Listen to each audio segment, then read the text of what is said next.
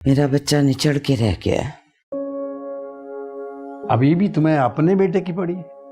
वो जो अंदर बेहोश है वो भी किसी की औलाद है, जिसे तुम्हारी औलाद ने दरबदर कर दिया है। ऐसी तो कोई बात नहीं है सईद साहब, मुझे सबकी फिक्र है। अच्छा, अब तुम्हारी बहू आ गई है ना घर में, तो उसके लिए कुछ सूप यखनी तो बनाओ जाके। और अब उसका ख्याल रखना, अपनी जबान बंद रखना प्लीज।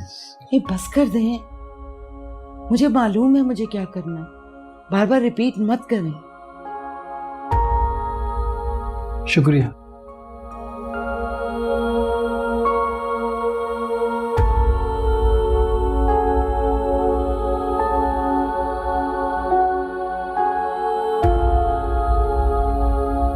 भाभी ठीक है?